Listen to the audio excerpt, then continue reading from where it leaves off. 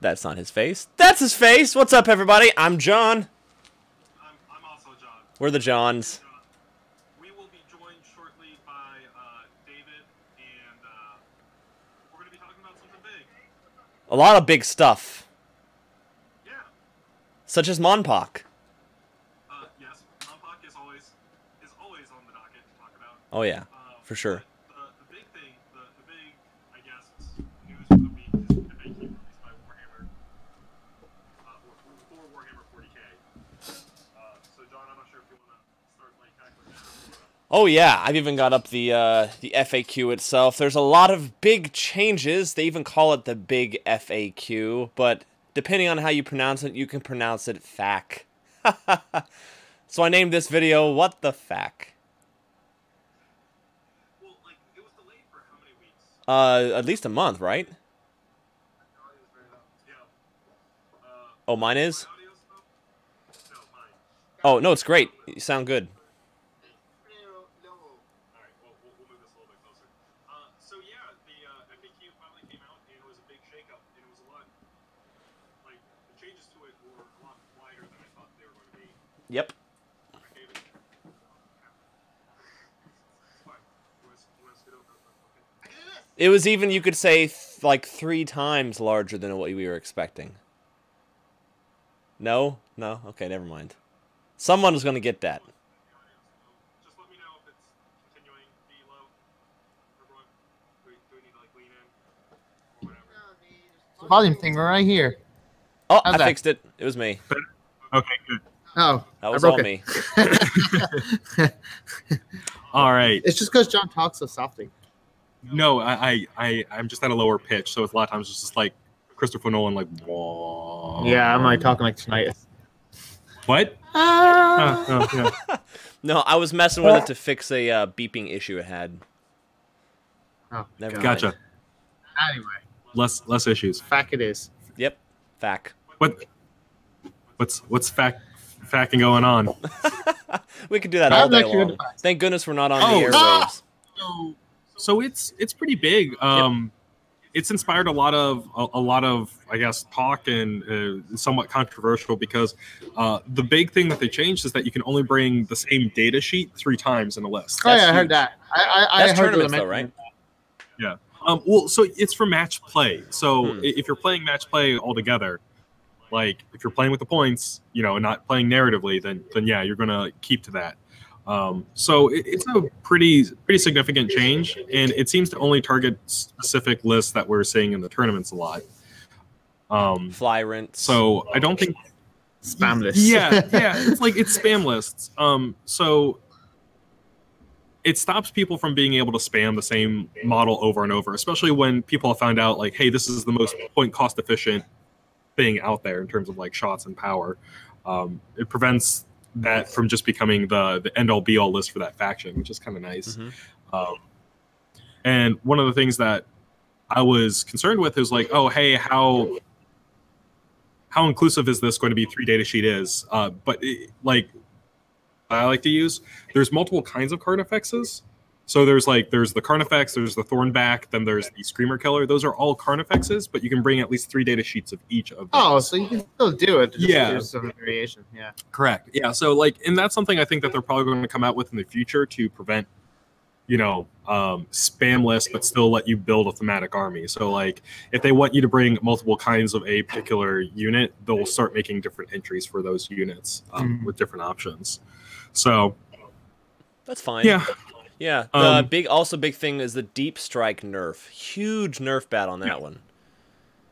So now, David, if you deep strike it, if it's on the first turn, it has to be in deployment zone. Wait, don't drop pods come in turn 1? Weird. Yeah. Yeah. So there's like they did make the caveat that there will be special rules to ignore that. Gotcha. So something Anything like a drop. that was already set up basically for deployment, and also special rules like the Gene Stealer cults are not doesn't apply to. Yeah. So a lot of this was preventing people from like tailing someone turn 1, or preventing someone else from deploying their drop pods. Because I was seeing that a lot, where people would deep strike things in and prevent your opponent from deep striking in because of the deep strike rules itself. So once again, I think all these changes, like we talk about this a lot, but this is building to more of an interactive game as opposed to who went first, I win. Like, you know, like there was a lot of What? Can't just push your opponent without them having a chance anymore? yeah, I know it's weird, right? What's the point? So yeah, it's an interesting, or I personally think it's a healthy thing for the game. The We'll deep see what strike happens when it's rules, being played. I mean, it's been Yeah. out for like 3 days, so. yeah, but I mean, like always, the knee jerk reaction is going to be, yeah. I can't do the thing that I was doing anymore. And it's always tough for companies to like put out these giant FAQs. I can understand Games Workshop holding off on this because one, they want to fine tweak it and make sure that it's the right rules. But there's also going to be a big community blowback, big rules change. Yeah, I think it's for the health of the game, but there's always going to be those people who spend a lot of money making these high tier lists that are going to now be stuck with this purchase that isn't going to be usable in the same fashion anymore. Just play 10,000 points. Right? Oh yeah, 10,000 points. Then you're okay. Just play giant narrative games with giant narrative vehicles. What is that? that? That's 1,000 points. The Mastodon! Yeah, They thought it was extinct, but they were wrong. correct. We brought it back. That's a beautiful thing. They've also changed the cycle rules a little bit. They've maxed out the limit to the spam. Smite stuff. So I think it caps out at 10. Those were beta rules from before, and now they're fully in effect. So, Smite now, whenever you cast Smite, it increases the difficulty for the next person casting Smite up to the cap of 11. So, like, for some reason you get 7 smites off in a turn, you're going to be having to roll 12s to get them off in the future. So it's kind of interesting. So I think that was a healthy thing for the game as well. It kind of sucks for me as someone who was playing Thousand Suns, and that was one of the enticing things about the army, where you could bring like these rubric marines and all that, and all they had was Smite at the beginning. But I'm glad that with the Thousand Suns Codex, they gave them options to different spells. There are certain units that are immune to the Smite general rule of the +1. So they said use those first, and then use the other ones that have the penalty, I guess. Something like that? Correct. Yeah. How does that work? Yeah. I don't know. Okay. Someone else on the stream. There's many. There's There's a lot of salty tournament players. Posted. Oh, and yeah, Jeremy made a good point. You cannot use psychic powers on units that did a deep strike on that turn. Yeah, so you can't use any psychic powers to make someone. You can't move again once you you've lands. Yeah, I Which- do that. You can still charge, but you still have that like 25% chance of making it. Correct. Yeah, and once again, like I know people are going to complain about, hey, they're taking away a saltiness to the game, so I don't think it's Games Workshop saying we don't like assault or we don't like close combat. It's how do we make this game fun for the most amount of people? Jeremy says Thousand Suns and Grey Knights are immune to Smite. Roots. Woo! My boys are back. Thank you, Jeremy. Boys are back. Still Zangors everywhere. Yeah. Oh, I have to go outside. I'm gonna jump out. So yeah, I'm excited about that. Yeah, but like I was saying, I don't think they necessarily care or they're targeting close combat, but they don't want to feel like people don't have a chance to get into the game, right? So like you strike something in, you move it right next to it, and then you get charged with close combat. That means that there's very little risk for that close combat unit to get into close combat. That risk reward for everyone altogether. So yeah. Right. They also changed the rule for the overall amount of units you can deep strike. So now it is the amount of units plus the overall power level. But I'm also guessing that equates to points in match play. So you cannot have more than 50% of your power level or points in a deep strike. Correct, and that was preventing something like Tyranid players like bring a bunch of Ripper Swarms. So like, hey, I have a bunch of Ripper Swarm drops, so I can have all my flying Hive Tyrants in reserve. Once again, taking away that interactive element of the game. So hey, I have a bunch of chaff on the board. That's really hard to see. Yeah, you can shoot it off the table. It doesn't really matter. Now my high value stuff's coming in after you've expended your shots. You don't really have the opportunity to attack it before it can attack you. Yeah. It's all healthy things for the game. And remember, guys, games are meant to be interactive. I know, like, it's not, the point of game isn't to win, it's to interact, it's to play the experience, go through it. So I know it's a hard thing to think about, especially when you're going to a tournament, but you always want to have the opportunity as someone who is designing a game to let the two people playing, or however many people are playing, to interact with each other as much as possible. That's what makes for a compelling game, and that's what this FAQ is all about. Yeah, so what are some strategies now that people can use that have more assault-based armies? So I think a big thing with this is, with assault-based armies, you're going to have to keep your stuff in reserve until turn 2. Okay. Probably one of the better things, and I think this is also another push to say, hey, 40K players, put more terrain on the board, have more of a dynamic field, more line of sight blocking terrain, more cover to get into, let people go through the city or broken wasteland or whatever, let them hide through corners and things like that to get the proper charge on there. So it is always important for like assault-based armies to either use their surroundings to get there, or once again, kind of wait until the time is right. So that would be like more for turn 2. Like, so no more turn 1 assaults. Let your opponent take their turn, get into positions, let them open themselves up to getting charged in, that sort of thing. So what about, there's a lot of folks talking about how this could be very powerful now, like a buff for IG armies now, since it does nerf all that deep strike assaulting in turn 1. Repeat that real quick, John. So basically, like, there's a lot of folks saying that IG, Imperial Guard, are going to be super powerful because they got mortars, they got all this stuff that they can shoot long range with on turn 1. That before, you basically were able to deep strike and assault them with the various psychic powers and get up close and personal, preventing them from shooting you in the face before you got to them. Right. So I know Imperial Guard in particular has some stuff to ignore line of sight, but I think this also goes to proper terrain, like, on the field of battle, like making sure there is enough.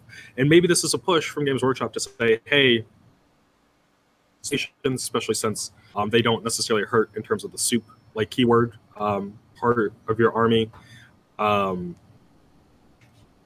It's all that sort of thing. Who's that Kevin guy?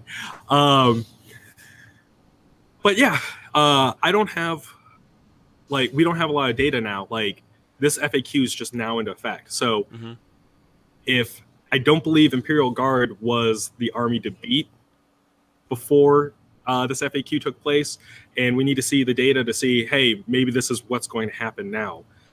Beta rules. And I think this is going to say, okay, bring it up from there. Like, try it out. If Imperial Guard becomes a problem, then I'm sure they'll bring a fix. Like, once again, this was a fix to the current problem that came up from the last FAQ. After put in beta rules for Smite, we started seeing the flying hive tyrants instead of, like, demon princes and things like that. So this was a fix to that. If IG becomes a problem, then I'm sure they'll roll out with something different. So I'm wondering how this might help the Tau, because a lot of people were saying the Tau Codex was not necessarily, strong or fluffy and all this stuff, but I'm wondering, like, was a lot of what people were encountering as Tau because of, like, deep strike things going on, shenanigans?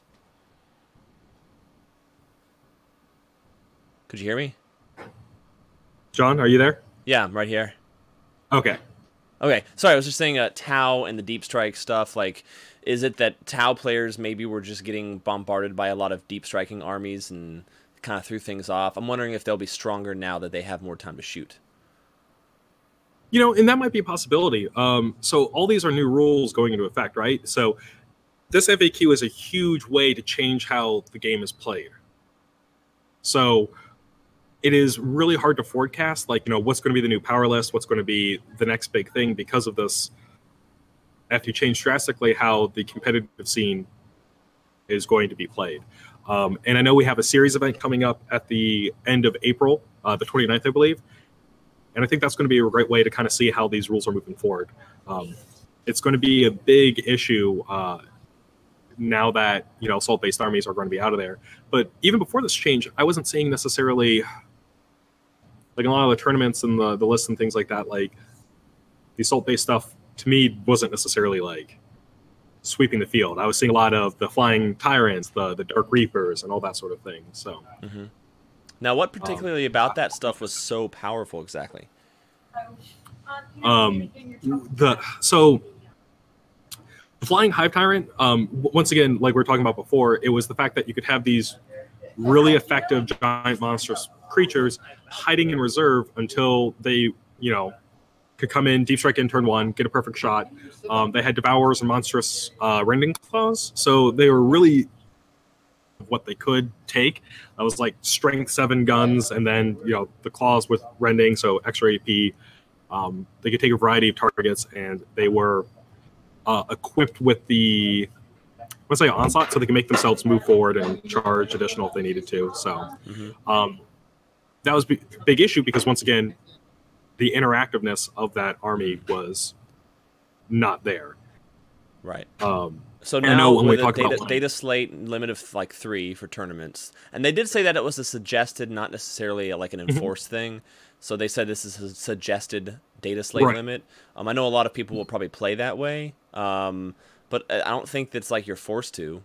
Like, I don't know. I have to reread the FAQ in terms of if it said it was for tournaments or for all match play. Because I remember them saying basically, for tournaments we recommend a data slate limit of 3. Yeah, you might be absolutely right. I might have just overread that. But that kind of can bring an issue. Like, people are going to want to play and get ready for tournaments, so they're going to want to play with a data slate with max of 3, and someone else might say, oh, I have this really cool thematic army that's like a bunch of Wraithguard, for instance. Right, and I think that's going to be something that's going to be fixed or adjusted in the future, where something like Wraithguard, you will see the shooty Wraithguard and then the melee Wraithguard divided into 2 separate units if it's something that they want to bring into the future. And that's something that can be addressed through an FAQ.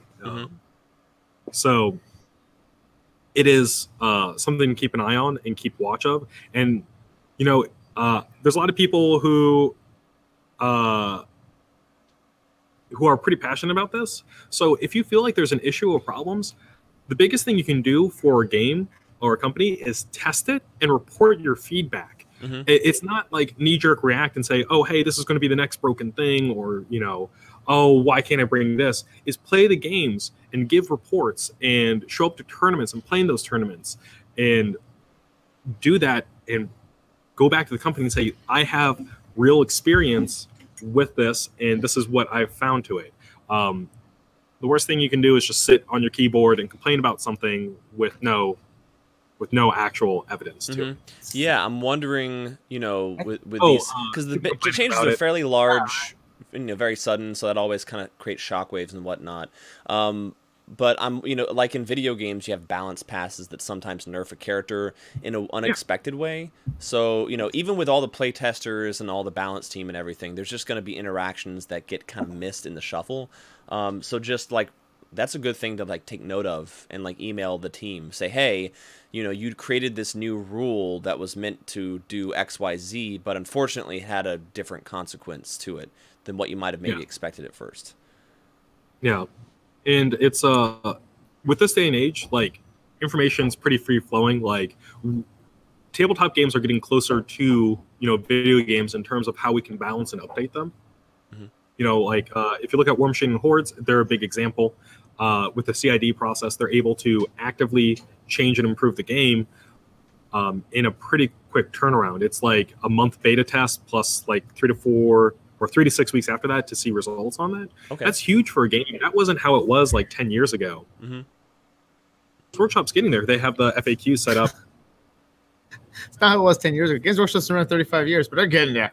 Well, I mean, in terms of how quickly they can balance, because before the 8th edition, before there was kind of the change of guard in Games Workshop, they didn't necessarily care about the rules balance as much as they do. Yeah, they were the miniature company, but now they're committed to the game itself, the rules that they're putting out, and the experience players have with it. So they're much more active with how they're going to address things than they ever were before.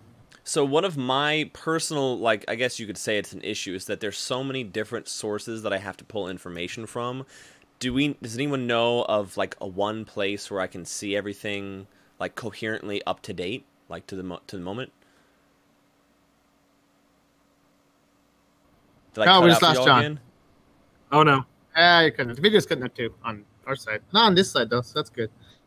Yeah, because right now, like, you have to have what do you mean? you see the FAQ, you have to have the chapter approved, you got to have your codex, you got to have possible multiple I was codexes. saying to someone, I was actually talking to someone because I was here last night, and I said that I'm terrified to actually build a list anymore. Right. Codex and FAQ, the chapter approved, firstborn child, and so much just to build an army, and I'm terrified to even know how. I haven't even included Forge World that, so I can have my giant Mastodon baby. Mm-hmm. But then you have to get the index for that one, right?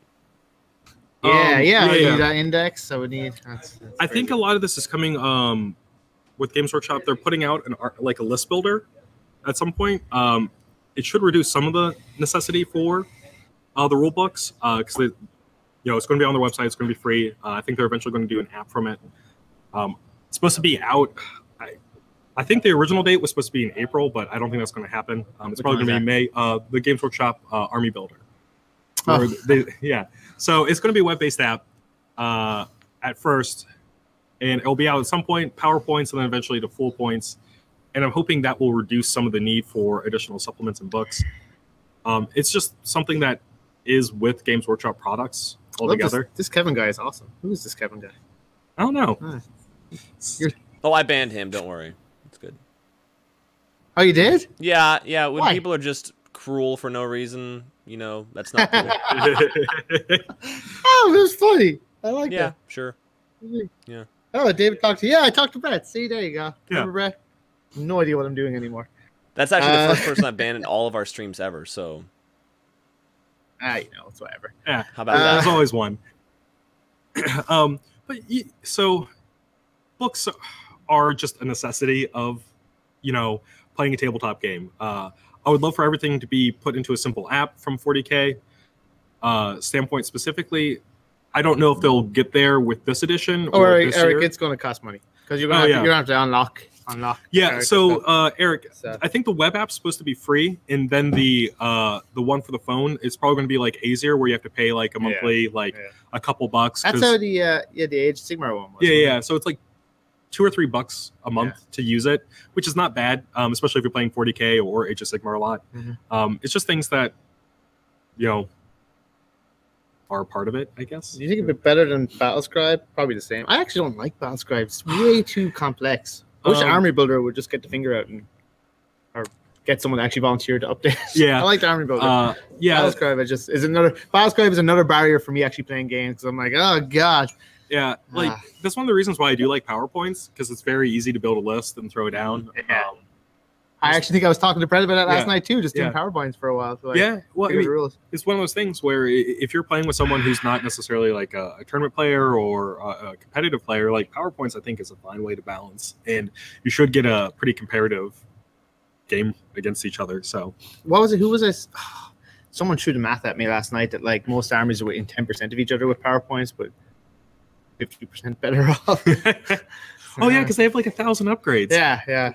But that's the nice thing about AdMech, I guess, is you have all those upgrades and the ability to get better. So, I think PowerPoints is a great way for a new person to get in, and it's something that I definitely like. I need to push more on people. I was giving some demo games out earlier this week, and I felt like I should have just been like, "Hey, look at that PowerPoint, easy to go. Like, get back into it." Yeah.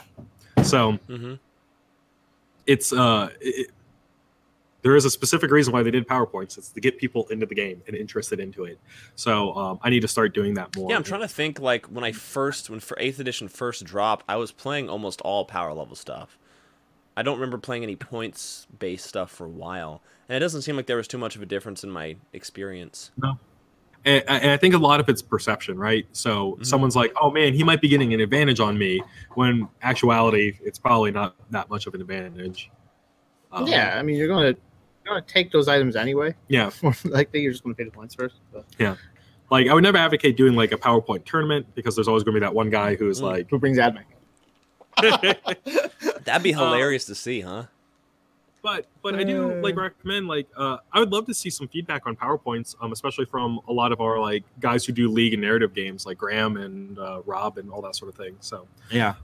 maybe try that out and let me know how it is. I'm curious in general just to see how the games go. I want to see like if the experiences are as rewarding. Eric makes a good point. Like they've had they've had points for so long. It's kind of hard to change your mindset when you've been using it for so long. Yeah, that was the opposite effect when Age of Sigmar came out because they got rid of points and people couldn't handle it. Yeah. Points, no. Because it's kind of fun. It's kind of a challenge to like make sure everything fits and you get exactly what you need to fit inside that point limit. It's pretty fun. Absolutely. Yeah, like the power levels, I can just throw a couple of Reaver units in there, or weapon options. Yeah. I don't know if it's abused. The weapon options with PowerPoints, Jeremy. I think it's more they're there to be used. Not really abuse if it's open. So, from y'all's perspective, is there anything GW maybe could do to avoid the kind of sticker shock that comes with a big FAQ release, or is this just going to happen? It's going to happen. Yeah, it's pretty unavoidable, especially when you make as like wide of changes as these. You're going to upset someone, and as we've seen, there's always going to be people on the internet who are just there to complain. Well, and stoke the fires. I wonder how many people, because you see it even when people are like playing games, is they talk a lot about, but do they actually play? No. Because I talk a lot about 40k. I don't play ever. Why? You should play, David. Well, I don't even pretend I know the rules anymore, so it's fine. I gave up that pretense long ago. But you do have a background and experience in running a game, so. I have a background in experience. Yeah, that's true. It's a good way of putting it. Yeah. But it's big changes will always cause big reactions, right? If they want to reduce that, then it's going to be smaller changes over a course of time, but it may not have the desired effect that they want, right? So it's usually better to where if they're like, hey, we have the data, let's try to correct this problem that we have. It'll probably upset a few folks, more than a few folks. Well, everyone's going to get upset. Everyone's going to listen, that's not a thing straight to Warhammer. Like, hands up who didn't like Last Jedi. That movie was amazing. You're wrong, John. Everyone's going to complain about everything. People probably complaining last Harry Potter. Toy Story World opens up in Disney World in June. Guarantee people are going to complain about that. Oh, yeah. What's it replacing? I'll just open it up. Oh, really? Yeah, it's really nice. Yeah. Wow. Yeah. Yeah. I like to complain. I complain about shit all the time. Oh, yeah, absolutely. I complained about The Walking Dead just the other day. So now that the FAQ will be out, people will start play testing it, I guess, in a grander scale and everything. What do you think is going to be some powerful armies in the new meta? So once again, things to look out for: gun lines. I think gun lines are going to be one of those things where you're going to have to look out for. Guard, in before guard. Yeah. Get ready. It's going to be post. So yeah, gun lines are going to be what's going to be an issue, right? Like you look at the changes. Okay, you're more rewarded for sitting back in your deployment zone. Yeah, I had a good conversation with a guy the other day. He came in on Monday and picking up Dark Eldar, and basically the conversation for 20 minutes was, how do I get near Tau? Yeah. So that's a good question. And so once again, I think that's that's going to require people to think about the game differently and interact differently with the game. So no more deep striking into the back lines on the person, at least in turn one, and you can't hide most of your army in reserve before you put it on the board. So is it going to be a system to where you still try to get that turn one charge? I wonder how much of it though is like people aren't setting up tables even correctly. Because Warhammer, for a long time, you see stuff and they don't have blocking line of sight. Yeah. And you need more blocking line of sight these days than what you have. Like I saw a conversation where people were trying just to discuss to decide, okay, you can't see through the bottom stories of a window or bottom windows of a building. I love Graham's. Oh, hey, yeah, like Andy Graf just said, yeah. So like, I mean, how much more like is that needed? Like, because you can hide. God says a bonus because they have no line of sight stuff. Yeah, but that's not everything they have. It's not an entire army of no LS. Well, they can't have more than 3. Yeah. So yeah, there's not going to be a perfect way to defend yourself, but if you're worried about them spamming mortar crews, Yeah, and so that's the thing. Is a lot of stuff that ignores line of sight has its own limitations, whether it's its strength or volume of fire or whatever. There are too many units that ignore line of sight. Name 10. Because I can think of the mortar team. There's artillery teams and those Hive Guard guys. And Hive Guard. One of the what's the Whirlwind, doesn't it? Yeah, but again, you're looking at. Oh my God, John! When have you seen a Whirlwind on a table? Well, now you're gonna see it. Oh, yeah. So. As you said that, I realized I had never seen a Whirlwind on the table. If you're going to be afraid of 3d6 strength 4 attacks because you're only going to have 3 Whirlwinds, you probably shouldn't be playing a tournament in 40k. So yeah, are mortar teams attached to a Acadian infantry squad? Mortar teams can be attached, and I haven't built a list in a while, but I'm pretty sure you can have heavy weapons teams and mortars, so you can have squads 3. So that's it. Like, I mean, you're going to have multiple mortar crews, but they're strength 4. Yeah. I don't think heavy mortars or like thud guns or troops. God, I need to build my Krieg. So they're limited to 3, and they'll put down Hurt, but. So Joe mentioned the Gene Stealer cult ambush. Yeah. Isn't there a special rule for the ambush? Like, we each pick one table edge, and then we roll a d6 to see which one it is? So it's a table, right? At least it was a table. Joe can probably correct us. But there is a balance to that, right? So Gene Stealer cult's ambushing can still just kind of pop up anywhere. Mm-hmm. So that's a way to deter static gun lines, right? Because you might get that matchup. Play turns. Yeah. And there's also things like, Khorne and then like straight up Tyranids, they have a lot of ways of increasing their movement. So like, with the Swarm Lord or Gene Stealer card ambush or like the Khorne like battle plans, like to move your guys forward more, like you can still get there, right? So it's not 100% out of the realm of possibility to assault there. It's just limiting. It's not every army can just like assault turn 1. You can deep strike turn 2 with the last. Yeah, exactly. So. And I'll still drop something down, some assault marines with some.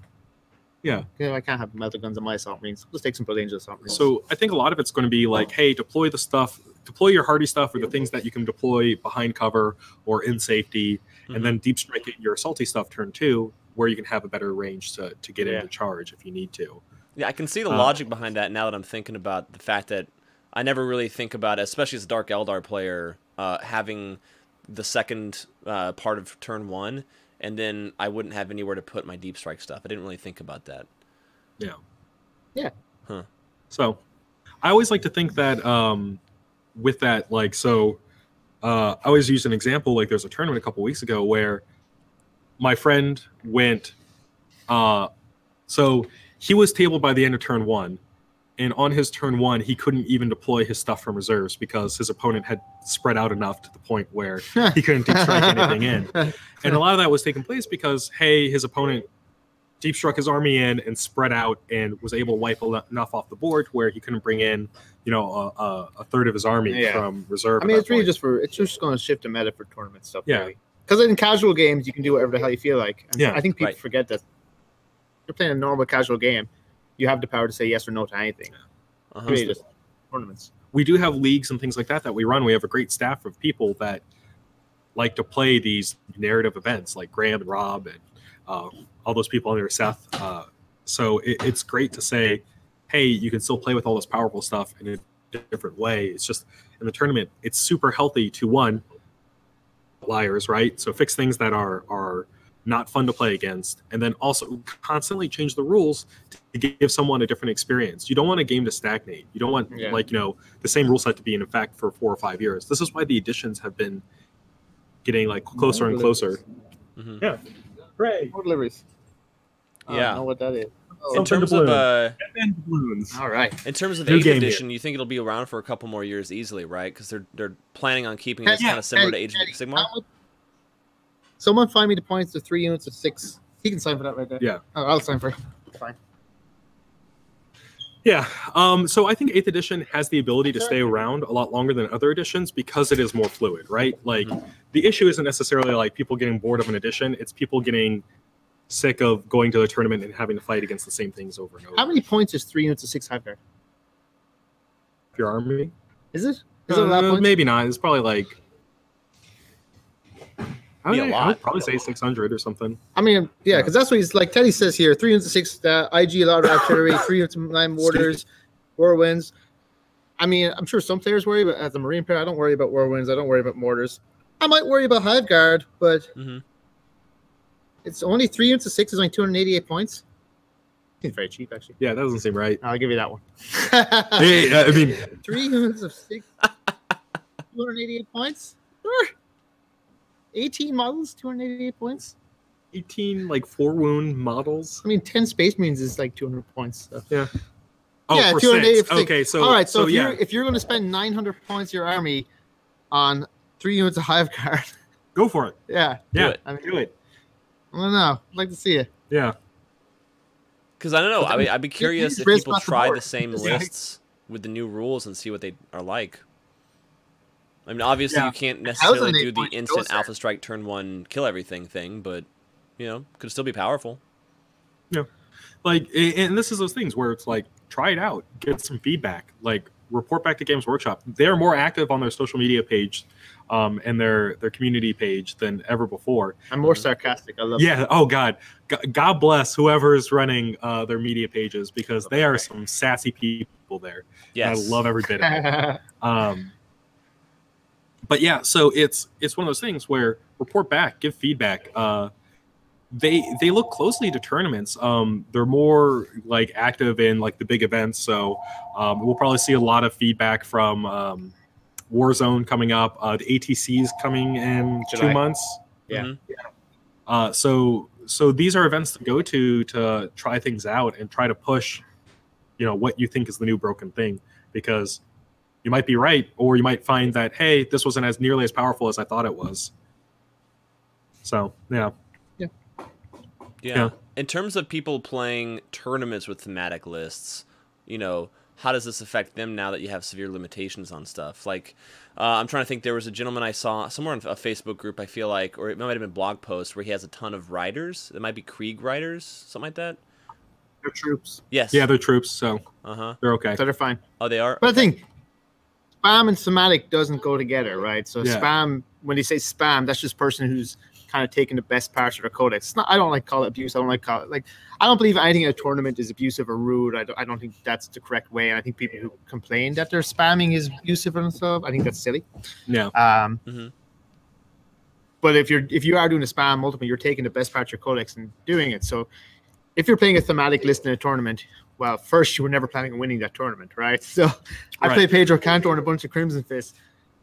I'm an idiot if I think I'm going to win that tournament, right? You know, I just fists on the table. Yeah. So, but if I took, you know, a bunch of blue guys, red fists, and there's Rebute Guillemin in Espanol, there's Spangled Space Marines. See.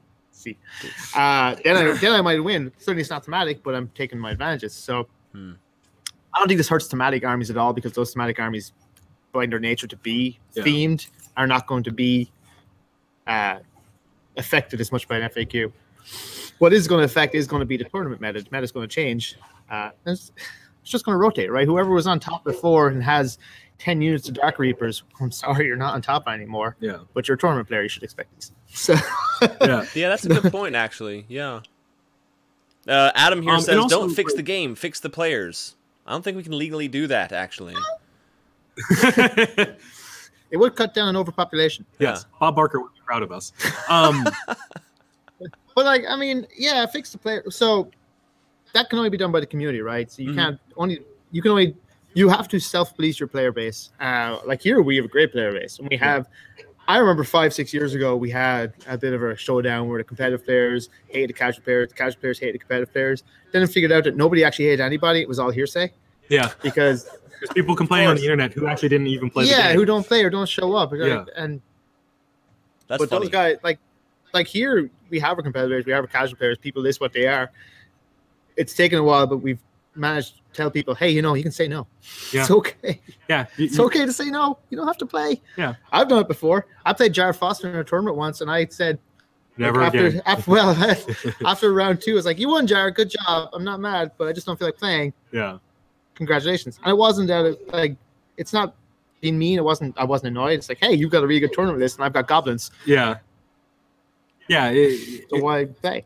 It's always important, especially from a player perspective, is like you don't want to be the person that gets mad, and you also don't want to be the player that makes someone else get mad. So feel yourself getting upset or whatever, it's okay to walk away. Like, it's okay to say, take a break. Hey, like, you got this game. I'm going to bow out before I get upset or lose my cool. Yeah.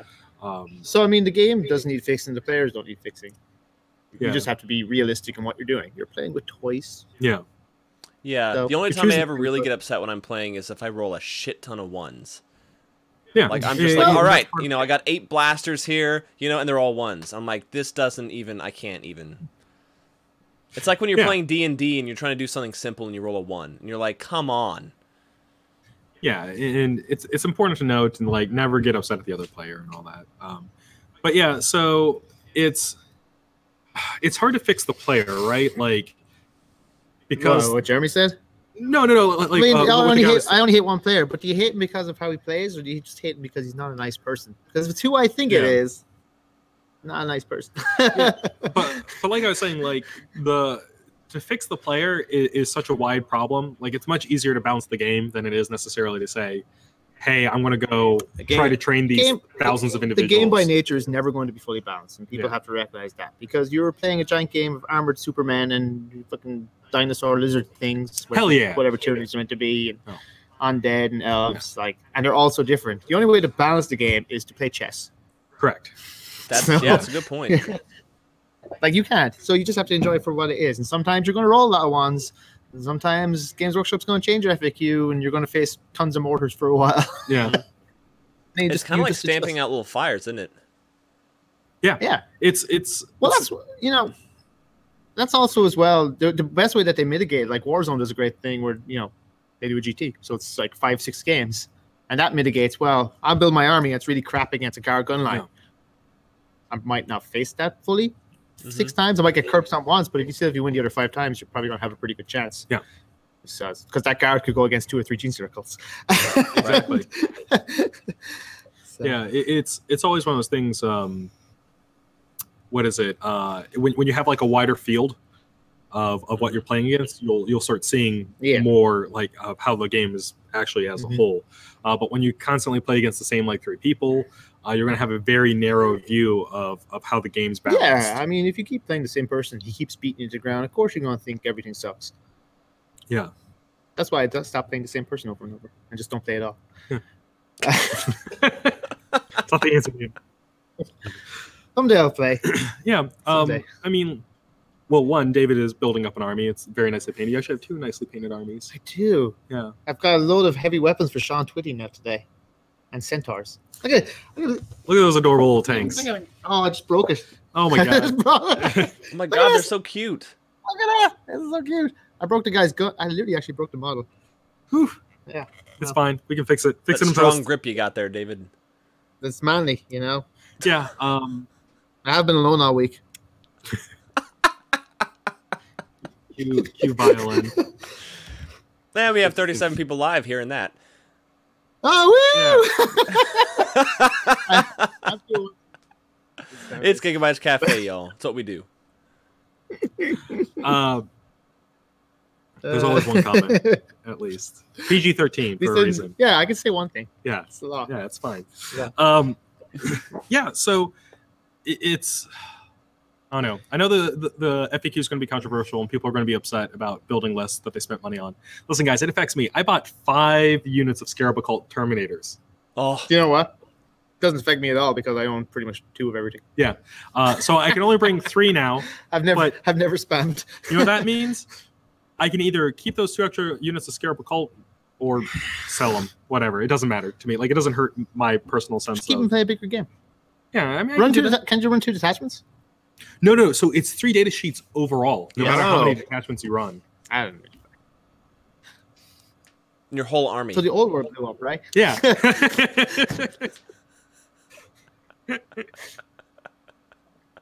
I gotta get one big. So speaking of the old world blowing up, let's transition over to Age of Sigmar. Yes. Deepkin. Yes. Oh yeah. All those things. I forgot there's other things. Yeah, pull them out. Yeah, pull it out. Whoa. Family show. It's too early. Jesus. Too early. I haven't even finished my second coffee yet. Oh yeah, here we are. John's got me tons of stuff. These are gonna look good. Right? Look at that. I done it. I did that. I didn't F. I done it deep, Ken. It's like an Englishman trying to say something. Oh my, I done it deep, Ken. Yeah. So yeah, Trust me, go to London, you'll hear. So what came in this shipment this week? So a lot of stuff. The Deepkin are the new Age of Sigmar army. It is underwater elves.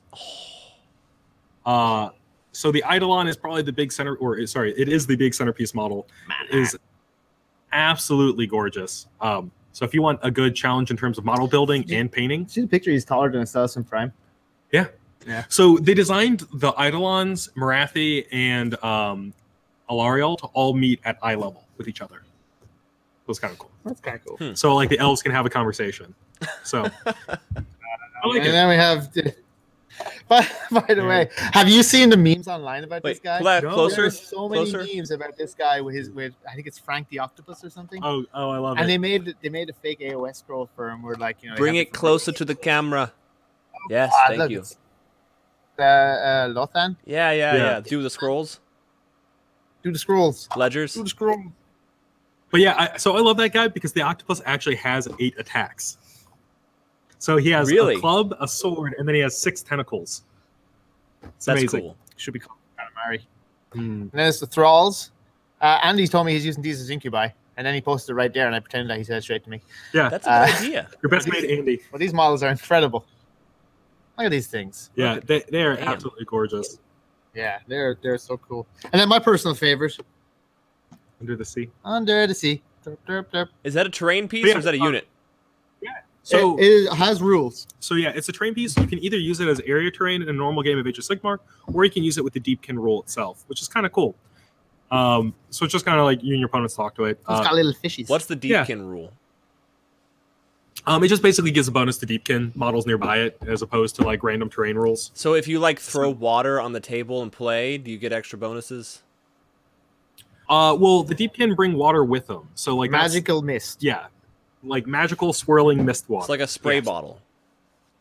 Correct. Like you need to have like a fan with like a little squirt bottle to constantly like. Just imagine that the entire like crew of the Flying Dutchman from Pirates of the Caribbean is on table. So all that like blowing on seas Yeah. and still walking in person. Yeah. So Derek corrected me. Yeah, like pretty much if Games Workshop releases a terrain piece, it'll have specific rules to it. Okay. But- like you said, yeah. come out with David Jones model. It's like we're like this, like this. Yep. The Deepkin, they have 2 army-wide rules. The first one is the entire army has the character rule from 40k to where you can only target the closest thing to you, and then they have the tides rule. So as the game's progressing, each turn will give them a different benefit, and I it'll really kind of hope keep nobody cycling. noticed when I put down my mug, a bunch of coffee just flew out. Are they was the cumulative ether like Dark Eldar benefits? Oh, it smells like vanilla. Speaking of fog machines, I really hope Kai is watching.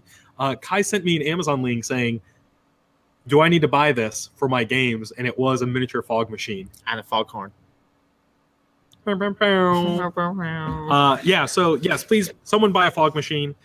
I really wanted someone to buy like a 6x4 water mat and then get a bunch of the hills that we have from Russ Uh-huh. and use the hills as like little archipelagos. Mm. That'd be a really cool A looking note board. on the fog machine, it probably should be like a dry ice so it goes low, not up, because sprinklers.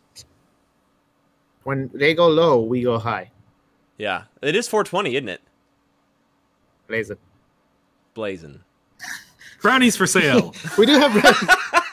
Good. Somebody came in with Leghorn joke. Thank you, Thomas. I appreciate that. I was fighting the urge to use it myself. Oh. But yeah, so all the Deepkin releases tomorrow, Saturday. It's the first wave. We should have 2 more weeks of it. I know next week is the Namardi Reavers, Mhm. which are the guys with bows, plus the Eels? Eel no, things? it's the Ackland King. So Oh, the Bornos king is next and week. the Yeah, King. that's right. And We then got some the folks next starting to week play after on what day of the week now? that, Mondays. So we're having people playing Mondays, Thursdays, and then the weekends as well for Age of Wow, Sigmar. So, that's great. yeah, It's like amazing. 40K at this point. We're just like a game almost every day. Yeah, I want to say we have some games going on tonight. I think we're supposed to be streaming 1 or 2. Mhm.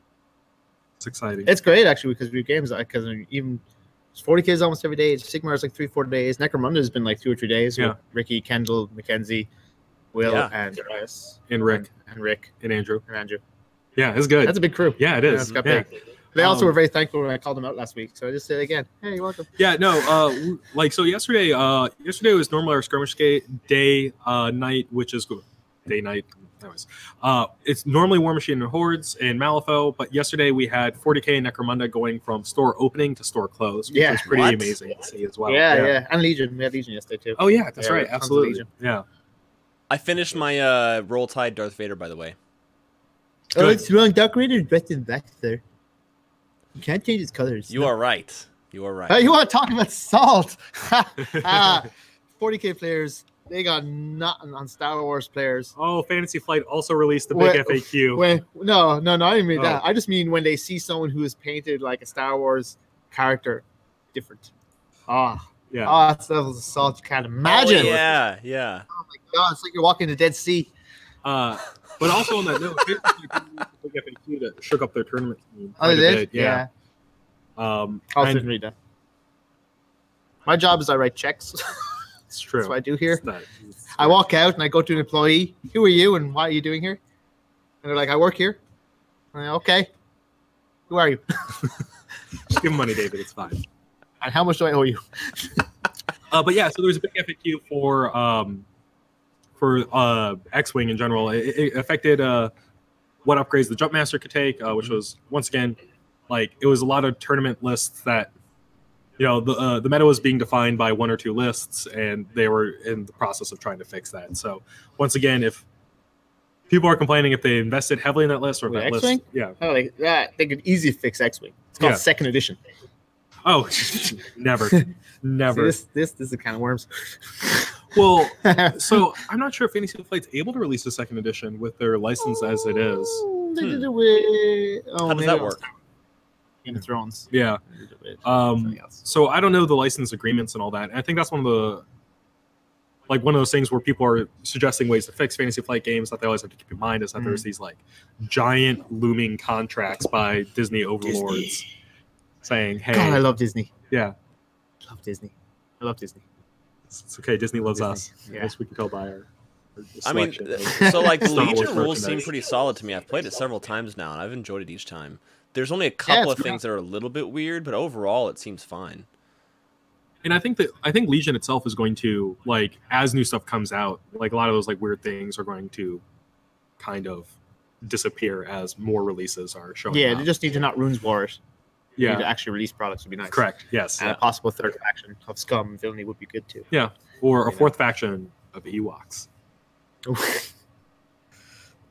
Yeah. Gungans. Oh yeah, Gungans, please. Gungans. Oh, dude, I would buy Gungans. Just Jar Jar, use the Boomba.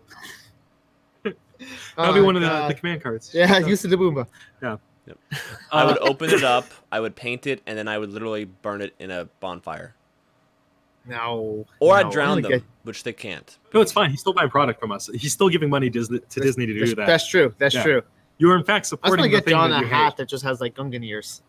Oh man, they used to do that. Did they? Yeah, they did. Yeah. There's no such thing as an original idea anymore. God damn it. That's fine. So, Still making John wear one. Part of his job. wear one. New uniform requirements. Oh, make Joe do it. Oh yeah. Oh, there was a question earlier about what if we want to quickly go back to the someone was asking what army is going to benefit the most from the FAQ rule changes. We were talking about that. I have no idea.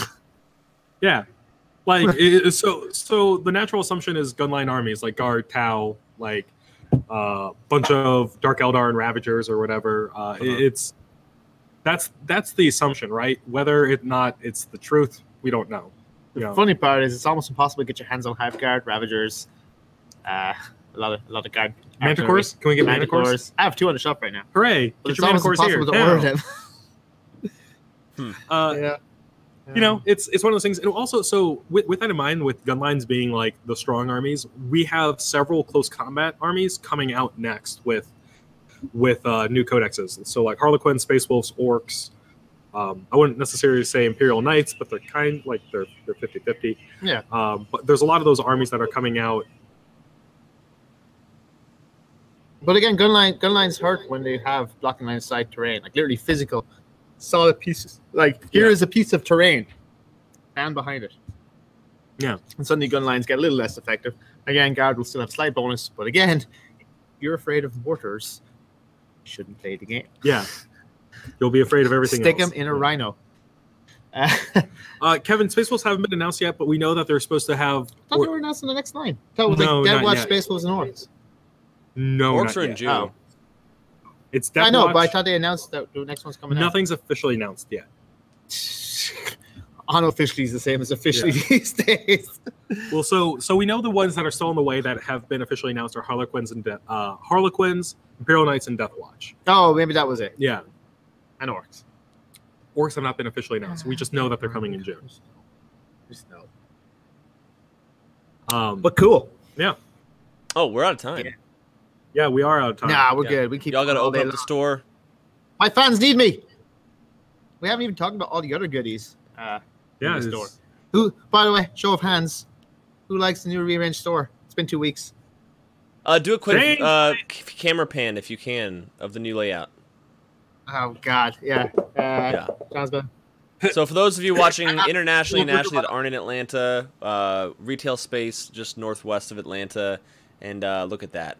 So we took away, as you can see there on the left-hand side, we changed the board games to be over with the other retail stuff. Looks beautiful. And we have demo tables now. Yeah, so we have the Which is Grizzled, funny which is because a you're World actually- War I game, Quadropolis, which is Days of Wonder game. I haven't seen the other two yet myself, but we've gone through those two so far. The Grizzled is cool, Potion like it's Explosion kind of is cooperative hilarious. game, right? Which one? Grizzled. Yeah, it is a cooperative game. Yeah, Grizzle is cooperative. You're trying to the rest- survive World War I, basically. But yeah, no, we changed all around. We got tons and tons of new stuff. Things like Winsor Newton brushes. Yeah. We got. Really expanded the hobby ranges. Yeah. More Grex coming in, right? More Grex. I just placed the order. That should arrive Monday or Tuesday. got Winsor AK Newtons? Interactive. We got new acrylic brushes in the dropper bottles. The AK Interactive, which are really cool.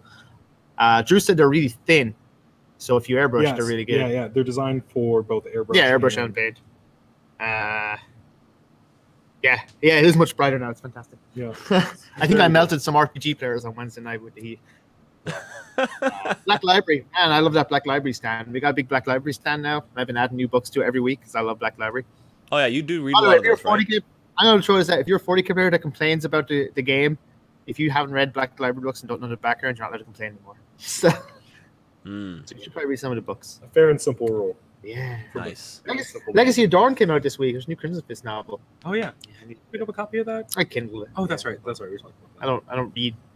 I don't have time to read physical books unless I'm lying in bed and the lights off. So Sure. All right, guys, we need to get out of here. Bye, everybody. Have a great day. Have a good Come see us in weekend. the Come store. play from Atlanta. Bye, y'all.